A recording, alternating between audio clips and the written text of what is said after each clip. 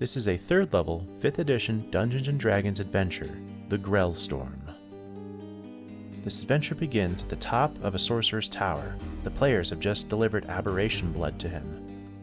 In the middle of a village, at the top of a sorcerer's tower, the Sorcerer Crassus accepts aberration blood from the players. Before the players can leave, Crassus exclaims that he will get rich selling his research to the Arcanium College because he has discovered the ability to overcome lightning immunity in monsters.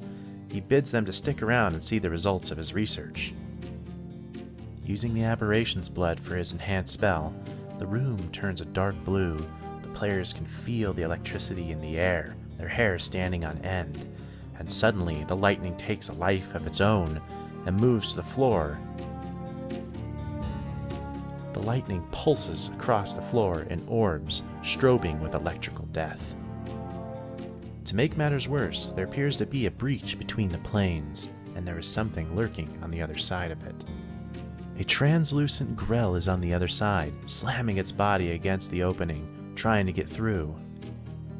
Crassus yells to the party, "Go! Activate the arcane shielding on this room. I will deal with this planar glitch, so this creature may not breach into our plane." The players saw the arcane touch panel at the south end of the room. They'll have to avoid the lightning to get to it. Players can cross the field using Acrobatics or Athletics 13, or if they take an action using Arcane 15, they can dismiss the lightning field for 1 round. Upon a failure with the arcane check, they take 10 points of lightning. If the players just cross the field or fail their skill check using Acrobatics or Athletics, they take the damage as well. Upon touching the arcane panel to the south, the tower's Dweomer will speak with the players. "I have detected an electrical outbreak. Do you wish to suppress this?" The players merely have to answer yes, and all the lightning will be suppressed.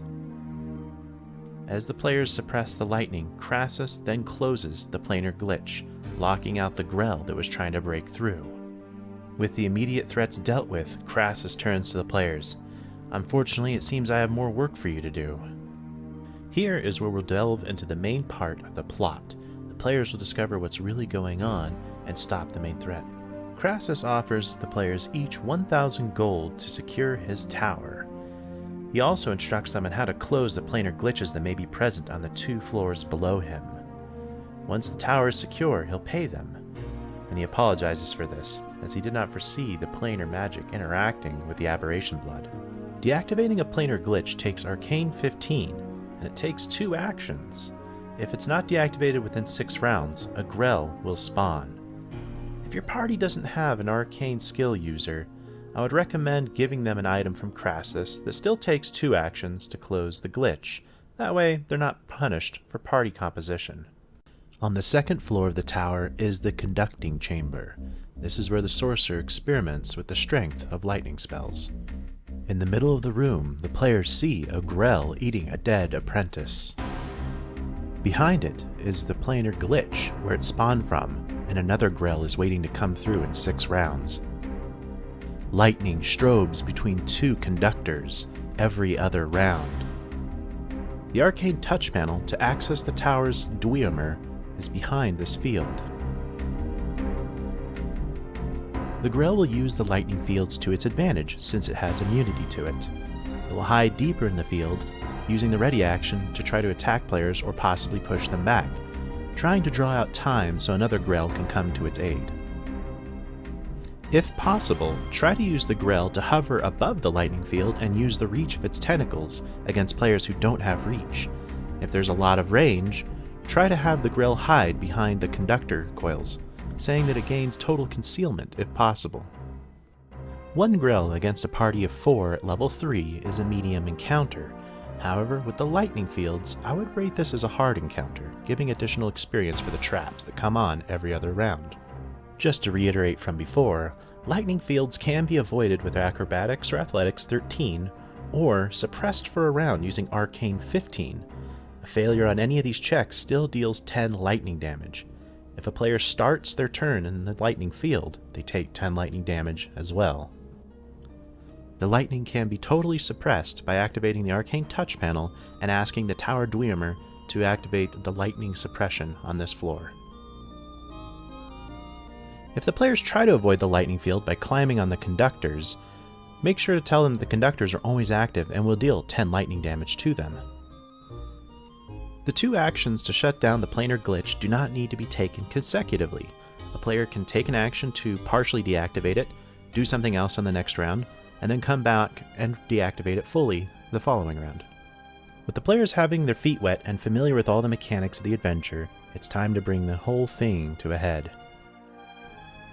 As the players descend to the next floor, they enter the Draconia reference library. Here, tall bookcases are stacked to the ceiling.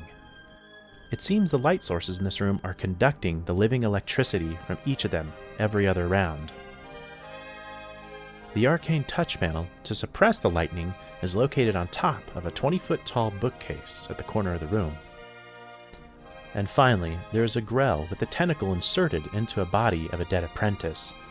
It attempts to speak through the apprentice, using its dead body for its voice. The apprentice's body shudders as the Grell manipulates it crudely. The apprentice's mouth speaks to the players and says, "I am the Grell leader of the flotilla. I am only here to feed my people. We were brought here against our will. Let us feed on those outside, and we will leave you unscathed." At this point, the players can use History 12 to remember that there are livestock outside of the tower, and that the Grell could feed on those as a compromise and then return to their plane without the need to hurt anybody else. Or the players could use Persuasion or Intimidate. On a Persuasion or Intimidate success, the Grell feel threatened by the players, and they'll comply with their suggestion of returning back to their plane.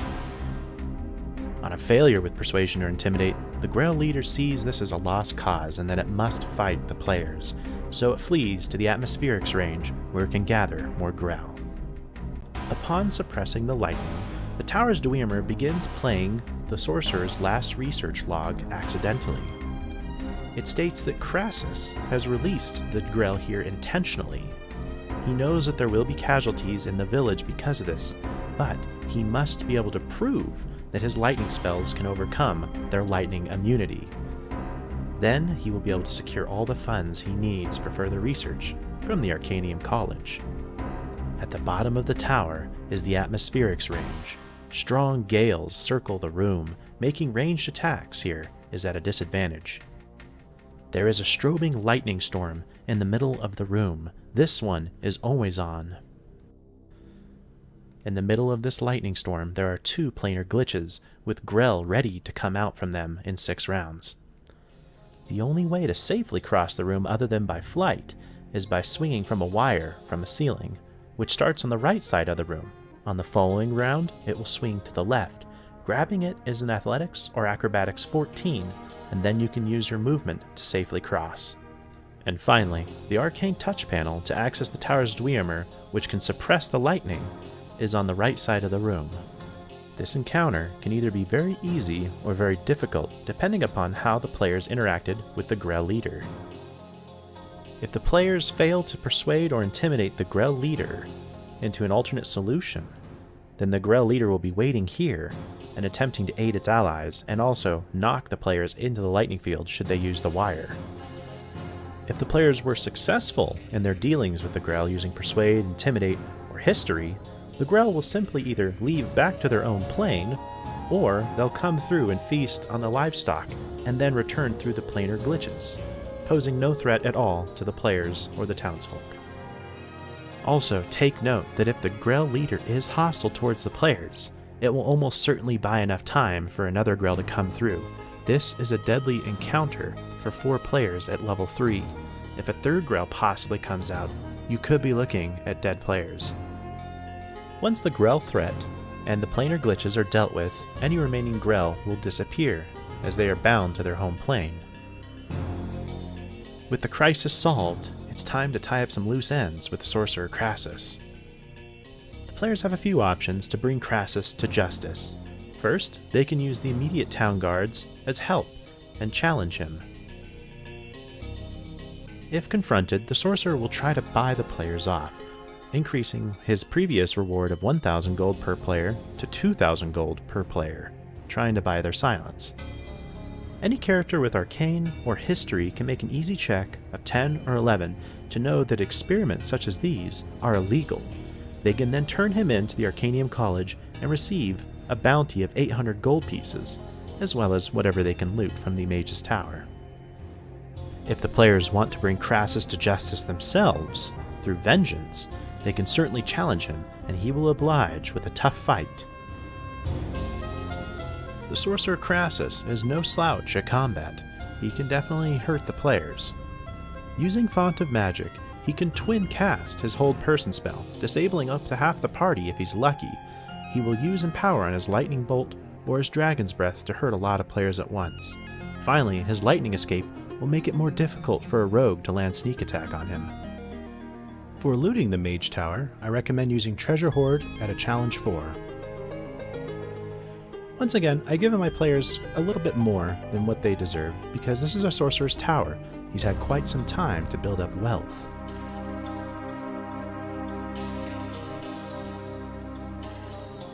Having brought the Sorcerer Crassus to justice, they can rest easy knowing that his experiments will not result in a bunch of dead townspeople. This brings the adventure to a close. But wait, there is one more thing I'd like to discuss with you, and that's how to add this into your existing campaign. The most passive approach would be to have the players hear about a sorcerer who seeks the blood of an aberration, claiming that his spell research will save lives. A more direct route would be the players finding a broken down golem that carries a note to the Arcanium College. In it is a report that the Sorcerer Crassus is going to unleash Grell in a village to prove that his lightning spell can affect them, thus proving himself worthy of their continued gold grant. In such a hook, the Arcanium College might be evil, allowing unethical experiments to continue. A more interesting twist would be for the Grell to find the party, speaking to them through a dead villager. It asks the party to get revenge on a sorcerer using its kind in experiments. In this case, the Sorcerer Crassus already has his aberration blood, and is about to perform an awful experiment. And with that, our adventure comes to a close. I hope you guys have enjoyed the Grell Storm, and I hope to come out with more adventures soon. Thank you all for watching, and keep rolling those dice.